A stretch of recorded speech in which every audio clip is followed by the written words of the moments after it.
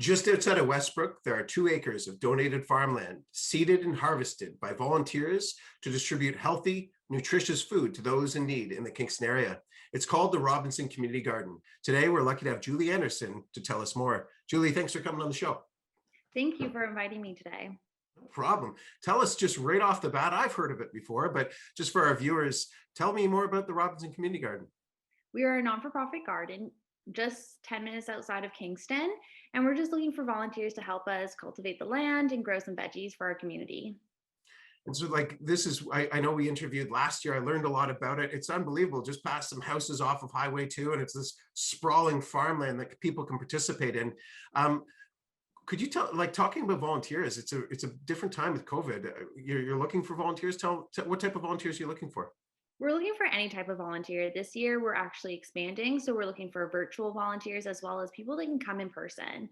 We're very fortunate enough that we're considered an essential service, and so volunteers are allowed to break the stay-at-home order to come help us out. We have 2 acres of land, so there's more than enough space for people to maintain that 2 meter distance.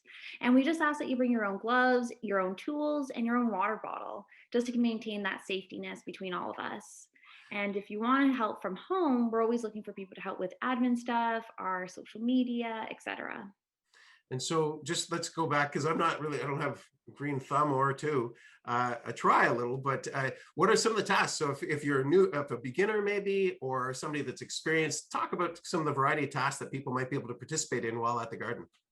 It goes from everything from just watering the plants to pulling out some weeds or even just coming to have a chat with everybody. It is very social. And we do ask that, like, as you maintain your space and distance, that we have simple tasks as water, harvesting, so you can pick out tomatoes all season long, or you could be sowing some seeds. And yeah, it's not too hard. Well, it does, yeah. So it sounds like there's kind of a variety of things that people can do depending on their skill level or interest.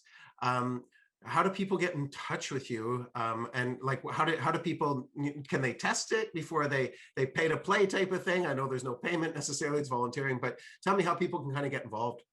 So you just go right on our website, www.robinsoncommunitygarden.com. There will be a button for you to press to become a volunteer, and you just sign up. And I will personally message you when we'll be open. We are weather dependent, so if it's raining, we're most likely not going to be open. And we're in the morning and afternoons, and you don't have to be there, every week. Any time donated to us is more than appreciated. I know you've been in the role for probably, I think, just over a year, right? Last time we talked, you were kind of just starting. So especially during COVID. And I mean, tell us why these types of community initiatives or gardens, why are they so important? With the rise of COVID, we actually seen a huge increase in those who need food and shelter and the rising cost of food and, gas and housing. So if we can help out in one way, and our way is by food, we could, like, any sort of support to our community is needed at this time. So your time is definitely needed. We need people to come out and help us, and you're helping your community at the end of the day. And what happens if maybe, like my mom, for example, I know she isn't one to garden, um, and she's just not able to the same way anymore. What happens if, are there other things that you look for donations, like I mean, money potentially, or supplies, tools? Like, do you ever get other people offering support in other ways?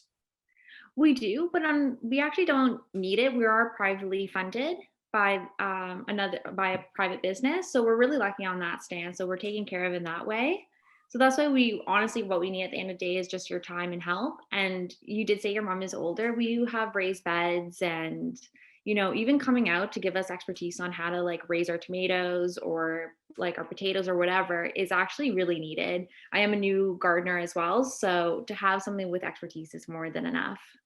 Well, it's a great point. Maybe somebody with expertise, intergenerational or different expertise, teaching other people. I think that's a great point, right? That, maybe you're not able to do some of the work, but you do have knowledge, and it's very valuable. What should get reinforced? Just come out, give us a little bit of your time. You'll be surprised how many, connections that you make with other people at the garden. And we have a huge range of ages that come in. We have little kids with families. We have those in their, 70s that come out. And you can be in your 20s. It's very relaxing at the end of the day to come in, help and meet people and feel part of something. I think that's a great point. Sometimes it is kind of scary, reaching out and trying something new. But Julie, you're always a smiling face. I appreciate you taking the time today. Thanks for joining me. Thank you.